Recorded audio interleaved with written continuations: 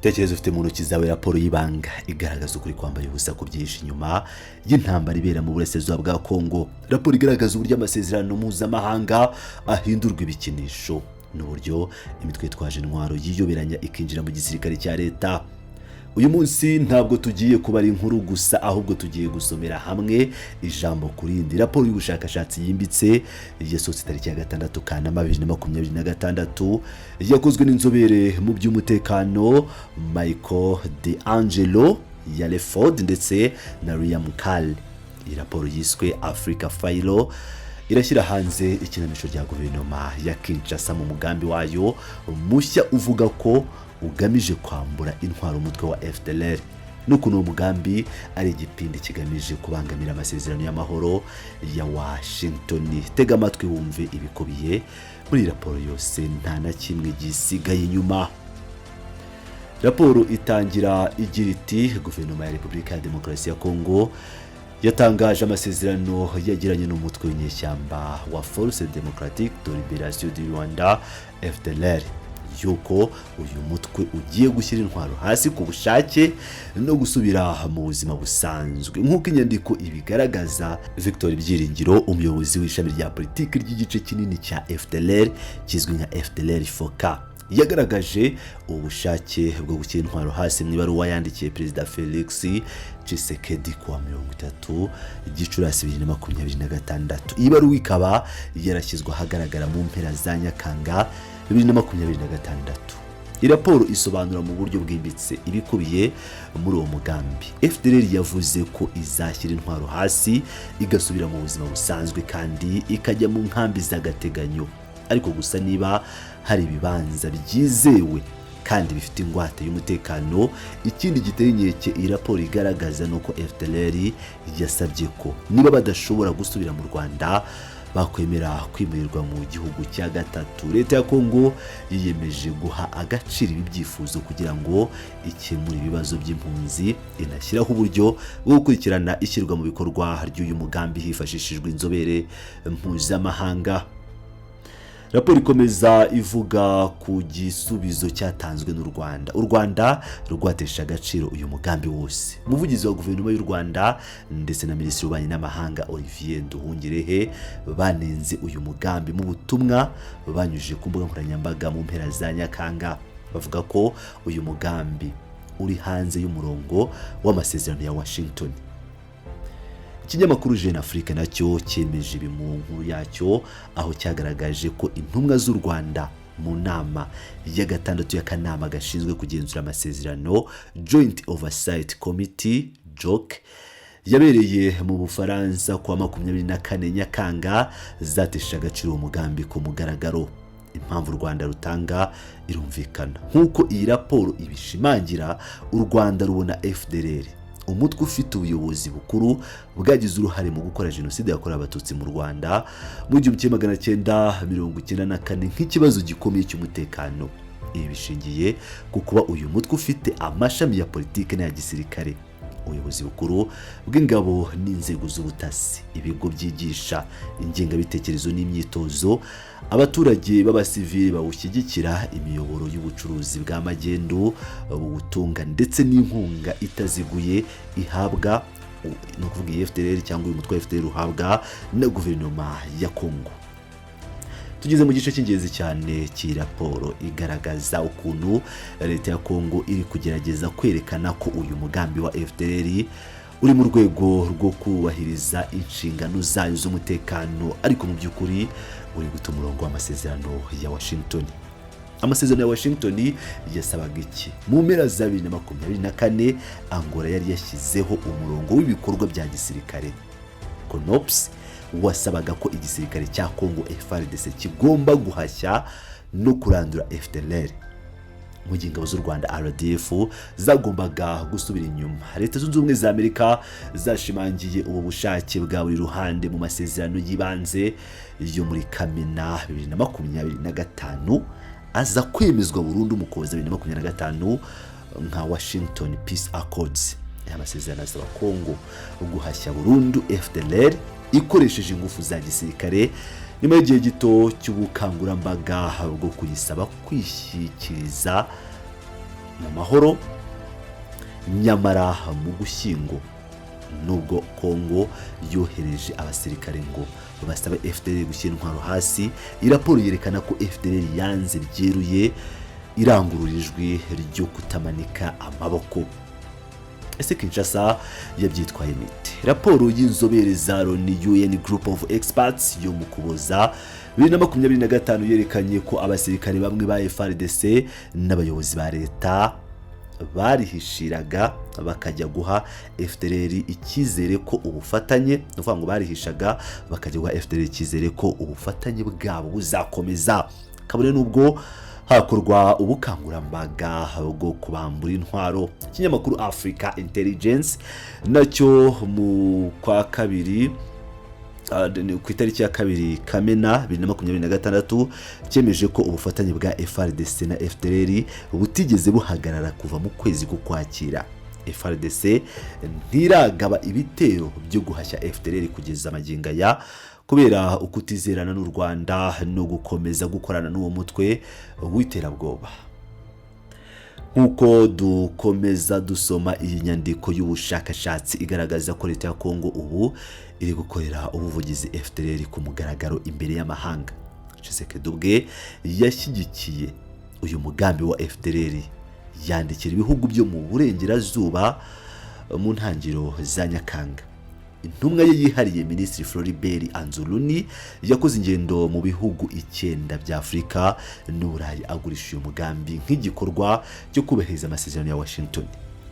Ku 28 Nyakanga leta ya Kongo yatumije abanyamakuru ivuga ko ibitero yagabye muri Werurwe ari byo byatumye FDLR yemera gushyira intwaro hasi, ndetse ngo hari n'igihugu cya Afrika cyamaze kwemera kubakira.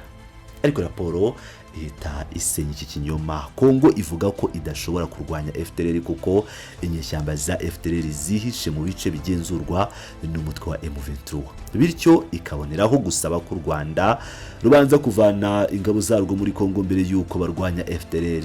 Iyi ni turufu y'uburiganya yo gushaka ko amahanga ashyira igitutu ku Rwanda ndetse no kuri M23. Nyamara ukuri kwashyizwe hanze na raporo y'inzobere za Loni yo muri Kamena 2026. Iyi raporo yerekana ko FDLR ifite abarwanyi bari hagati y'ibihumbi 3500 n'ibihumbi 4500 bafite imitwe ikorera mu majyaruguru ya Kivu, ndetse n'igice kinini kikaba giherereye mu bice bigenzurwa na leta ya Kongo. Amakuru y'ubutasi bw'u Rwanda yanagaragaje ko icyicaro gikuru cya FDLR ubu kiri hafi y'umujyi wa Pinga, agace kagenzurwa na guverinoma ya Kongo. Sibyo gusa, FDLR yanashinze imizi muri Kivu y'Amajyepfo aho ikorana n'imitwe yitwaje intwaro yaho, ndetse igahabwa n'inkunga n'ingabo z'u Burundi FDNB. Burundi bufite perezida w'inshuti magara ya Chilombo ubwohereje ingabo zunganira FARDC, ari nako zikoranira hafi na FDLR muri Kivu y'Amajyepfo. Bivuze ko FDLR yidegembya hose mu bice leta ya Kongo igenzura. Tugikomeza muri iyi raporo y'ubushakashatsi yasohotse tariki ya 6 Kamena 2026, igice gikurikira cyerekana ko leta ya Kongo idashaka kwambura intwaro FDLR kubera ko ubufatanye bwabo burimo kwiyongera. Raporo ya Loni yo muri Kamena yemeje ko abarwanyi ba FDLR barimo kwihindurira amazina kugira ngo bahishahishe isura yabo nyakuri, hanyuma bagahuzwa n'indi mitwe iri mu ihuriro rya Wazalendo. Abayobozi ba FARDC bahaye umugisha ubu buvange bw'ingabo. Birababaje kumva ko umusirikare wa FDLR yabwiye inzobere za Loni ko bahawe icyizere na FARDC ko nta bitero bikomeye bizigera bibagabwaho ngo bibe bya bandagaza. Ibikoresho bya gisirikare bikomeje guhabwa FDLR. Mu ntangiriro z'Amata abayobozi ba FARDC bakoze inama y'ibanga ndetse bahura n'abayobozi bakuru ba FDLR foka mu majyaruguru ya Kivu aho bashimangiye ubufatanye. Ukwezi gushize mu mpera za Nyakanga, guverineri wa Kivu y'Amajyaruguru yatumije inama n'abayobozi ba FDLR ngo bategure ibitero bishya muri Masisi na Rucuru. Urugero rugaragara iyi raporo itanga kajugujugu y'igisirikare cya Kongo FARDC yagemuye intwaro umutwe udasanzwe wa FDLR wari waturutse muri Warikare ugana Ipinga. Muri icyo gihe General Charigonza wa FARDC we yari mabeshya ko yatangiye ibitero byo guhashya FDLR. Hanyuma ibitangazamakuru bikavumbura ko Omega Israel umuyobozi mukuru w'ibikorwa bya FDLR yabonanye n'uwo generali muri 2026 bumvikana uko FDLR yakwimurwa ikajyanwa ku rugamba rw'imbere kugira ngo FARDC ibone urwitwazo rwo kuvuga ko itabasha guhashya FDLR. Raporo igera no ku ngingo ireba politike y'u Rwanda mu mahanga. U Rwanda rwashinje Kongo guha ubushobozi n'urubuga abanzi ba politike y'u Rwanda. Mu ntangiriro za 2026 Perezida Tshisekedi yakiriye mu biro bye i Kinshasa Jean-Luc Habyarimana, umuhungu wa Juvenal Habyarimana wari perezida ubwo jenoside yategurwaga. Perezida Kagame yari yavuze muri Mata 2026 ko leta ya Kongo iri gukoresha uyu mugabo kugira ngo ashyigikire FDLR mu mahanga, by'umwihariko mu Bufaransa, aho Minisitiri Nduhungirehe yamenyesheje Amerika ko leta ya Kongo iri kugerageza kubaka isura nshya ya politike ya FDLR yifashishije Jean-Luc Habyarimana. Raporo y'ubutasi yagaragaje ko Kinshasa ikomeje guhuza abayobozi ba FDLR n'abatavuga rumwe n'u Rwanda bari mu buhungiro kugira ngo bahuze imbaraga zo kurwanya u Rwanda. Mu gusoza iyi raporo yimbitse Africa File August 2026, abanditsi bagaragaza ko uyu mugambi wa Nyakanga 2026 nta kabuza uzapfuba nk'iyabanje. Uyu mugambi ni igishushanyo mbonera cya Rome Declaration yasinywe muri 2005. Muri uwo mwaka FDLR yahuye n'ubutegetsi bwa Joseph Kabila yizeza gushyira intwaro hasi, ariko ikiraho amananiza ko igomba gukomorerwa mu rwego rwa politike mu Rwanda.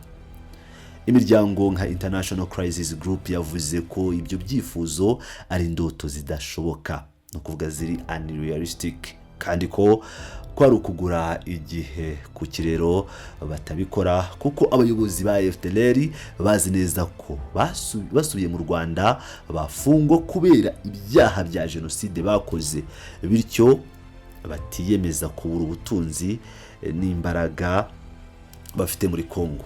Muri 2008, 2009, 2013, 2014 ndetse na 2025 ubwo bandikiraga Perezida Donald Trump bamusaba imishyikirano, aho hose FDLR yasabaga urubuga rwa politiki mu Rwanda nk'ingwate yo gushyira intwaro hasi. U Rwanda rumaze imyaka isaga 20 rwangira kure ibyo byifuzo, kuko FDLR atari ishyaka rya politiki, ahubwo ari umutwe w'abagizi ba nabi. U Rwanda rwemera gusa ko abashaka kwishyikiriza igihugu cyangwa kuza mu gihugu cy'u Rwanda bagomba kubikora ku giti cyabo binyuze muri gahunda za Loni zibasubiza mu buzima busanzwe. Kuri ubu u Rwanda nta gitutu ruriho cyatuma rwicana na FDLR, cyane cyane ko amasezerano ya Washington asaba ko uyu mutwe urandurwa hakoreshejwe imbaraga za gisirikare.